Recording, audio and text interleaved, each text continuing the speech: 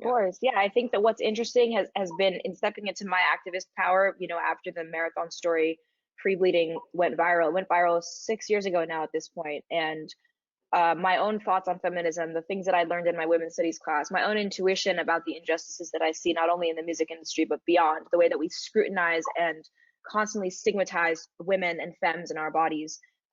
That's really where the sort of journey of my more public work began, because I was always having these conversations privately with my friends and feeling really stimulated and present in those conversations. So it felt really empowering to do it in a more official and formal way as a career path, and also to incorporate it into my music.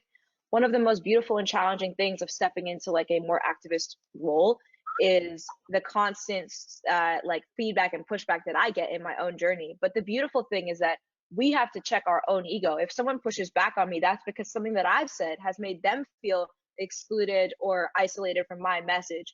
And so I'm constantly thinking about what are the vocabulary and what are the words that I can use to show up for folks of all gender identities, of oppressed gender identities, whether it's someone who identifies as trans or as gender nonconforming or as queer or as a member of the LGBTQIA plus community. How do I show up for women and femmes and feminine energy while still being inclusive to folks who feel like they place differently on the spectrum?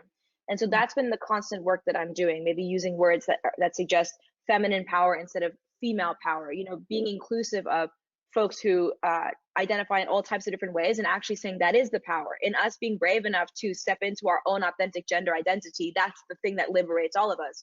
So it's been really beautiful and humbling to make sure I'm constantly having that feedback with my own social media, with my own community, and reading what other folks who are thinking about these issues are putting out.